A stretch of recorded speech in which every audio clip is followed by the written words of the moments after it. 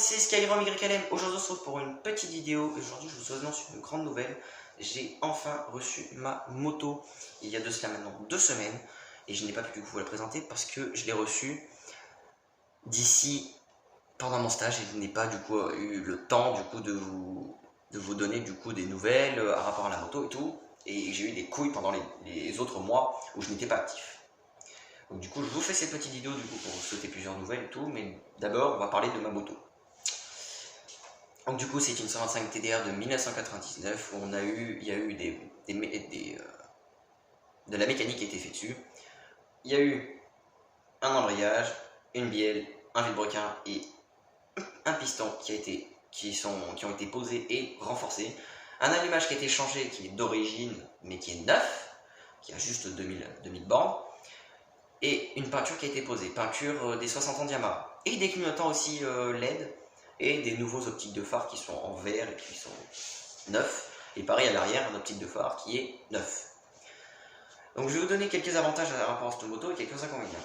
Certains avantages sont que on est sur une moto fiable, cadre rigide, jantes, certes, il faut aimer les jantes, mais un bon coup de peinture et des bons petits liserés jaunes. Suivant la couleur que vous avez, par exemple jaune sur la mienne, ça ferait le taf. En noir ou même en blanc et même si ça attache vite en noir ou en blanc, ça peut rendre très très joli avec des liserés blancs et jaunes. Ça peut être très très joli sur majorité des TDR parce que c'était les jaunes majorité. Ou ça peut être rouge ou bleu. Généralement un TDR c'était ça, mais après ça dépend de qui c'est qui en a une ou de qui c'est qui en a pas. Mais je vous conseille d'en acheter une parce que déjà c'est une moto, c'est la concurrente de la Varadero de chez Honda, mais en 2 temps monocylindre, alors que la Honda c'est la 125 Varadero c'est un bicylindre 4 temps. Donc certes, je sais pas pourquoi ils nous ont donné ça, mais on n'est pas du tout sur les mêmes trucs. Mais Honda a voulu faire concurrence à Yamaha à rapport à ça. Les Varadero sont sortis pour faire concurrence à Yamaha. Et même encore, c'est que très récemment que Honda a pu battre les 125 TDR. Officiellement, les Varadero ont réussi à battre Yamaha 125 TDR en 2017. Il a fallu du temps parce que les 125 TDR se sont arrêtés en 2003. Il a fallu quand même 14 ans pour que les Honda Varadero puissent battre les 125 TDR. Mais voilà, même, on est sur un moteur très très fiable, on est sur, certes une esthétique pas très très bien, mais vous êtes sur une bonne conduite, vous êtes sur une fiabilité, vous êtes sur une maniabilité assez bien parce que le moteur n'est pas trop haut, mais il n'est pas trop bas non plus, donc vous êtes sur une bonne maniabilité. En gros, vous pouvez très bien faire vos virages. Par exemple, si vous aimez bien pencher, vous pouvez bien pencher avec, malgré qu'elle soit grande, qu'elle soit un peu lourde. Ça fait 130 kg tout plein fait en moyenne. Ça dépend si vous avez changé des trucs. Par exemple, la boîte à air elle fait quasiment 1 kg, vous pouvez gagner sur ça. Et pareil, si vous changez des vis, vous pouvez mettre des vis inox, ça reviendra déjà à perdre 3-4 kg de vis. Donc voilà, si vous voulez gagner un peu du poids, prenez ça. Pareil pour par exemple votre cylindre, ça sert à pas à grand chose, mais votre cylindre, vous pourrez gagner un peu de poids si vous prenez un cylindre à nu, ce qui n'est pas le cas sur ce modèle-là, il n'y a que des cylindres en fonte. Vous pouvez par contre gagner du poids sur votre guidon, parce qu'un guidon 125, c'est des guidons de base, c'est pas des guidons spéciaux, c'est des guidons de base. Vous pouvez mettre des guidons plus légers que le guidon que vous avez dessus. Vous pouvez aussi du coup avoir des optiques en plastique, ça existe. C'est pas très très beau, mais au moins vous pouvez gagner du poids là-dessus. Et vous pouvez gagner du poids aussi sur par exemple les jantes. Certaines TDR étaient équipées en jantes bâton. Parce que les 125 DTR qui sont en jantes bâton, vous pouvez les mettre sur les 125 TDR. Ça vous pouvez. Certains l'ont fait, vous pouvez. Mais moi personnellement, pour garder le jus de l'origine, je vous conseille plus de garder les jantes d'origine. Juste avec une bonne peinture et des liserés au niveau des tours de jantes. Voilà. Pareil, je suis remonté en pneu, je vous conseille du Dunlop. Moi, à l'arrière, je suis monté en Dunlop et à l'avant, je suis monté en Pirelli. Oui, c'est écrit Pirelli, mais c'est by Pirelli. Bon. Donc, je vous conseille, du coup, leur marque de pneus, parce que Michelin, ça vaut très très cher. Et puis pour les motos, Dunlop, c'est déjà très très bien, c'est français, on est sur un bon modèle de pneus. Les miens sont quasiment neufs, ils ont juste 2000 bornes et ils ont quasiment rien dessus. Le premier témoin n'a même pas été touché. Donc, prenez ce modèle de pneus, c'est des bons pneus. Après, faites gaffe suivant la dimension, certaines jantes sont plus petites que d'autres sur certaines TDR. Profitez du coup de faire ça. Vous pouvez aussi gagner en poids du coup sur la chaîne, la chaîne elle est très très lourde de base, je ne sais pas combien elle fait mais elle est lourde.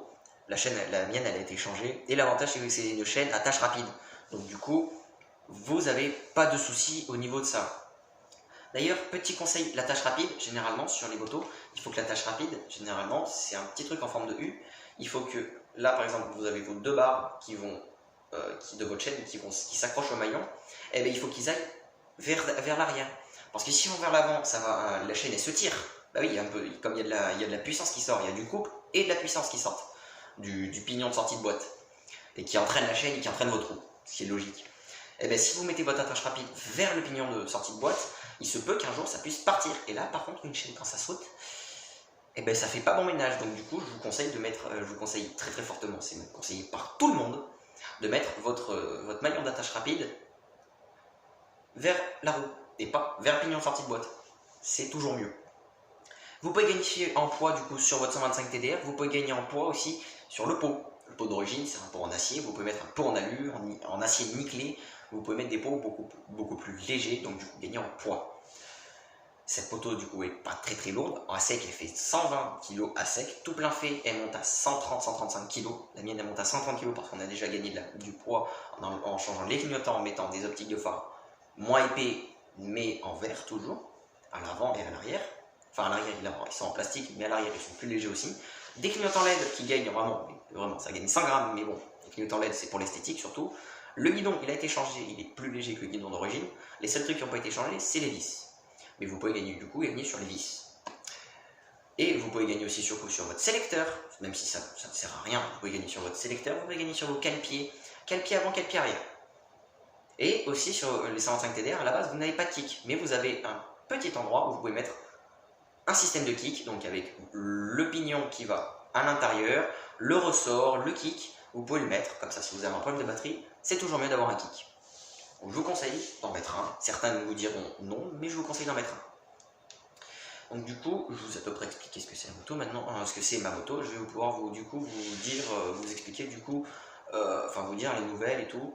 Les nouvelles c'est qu'il va y avoir des prochaines vidéos parce qu'on est en vacances, donc je vais pouvoir vous faire des vidéos par exemple sur la moto de mon pote. Si un jour mon pote va venir, c'est Fabien, c'est lui qui m'a aidé dans tout ça. Ces vidéos sur la mécanique n'existeraient même pas parce que je n'étais pas à la base trop emballé par la mécanique, j'étais très gaming au début et j'ai appris du coup la mécanique moto et ça m'a vraiment passionné, donc du coup je suis en bac pro moto, je passe en première moto, donc du coup je vous dis que ces vidéos ne seraient pas arrivées si je n'étais pas passionné par la moto. Et du coup maintenant j'ai ma moto, je vais avoir mon permis 125 en septembre, si mon anniversaire c'est en septembre, donc du coup on va pouvoir faire beaucoup plus de vidéos. Il y aura peut-être une vidéo où on va faire une petite sortie en moto avec mon pote, s'il est bien disponible parce qu'il travaille ces temps-ci, il fait un job d'été pour gagner de l'argent, même s'il pourrait prendre des congés comme tout le monde. Excusez-moi, il n'y a pas de montage donc j'aurais bien voulu vous le couper mais bon, tant pis. Et donc du coup voilà.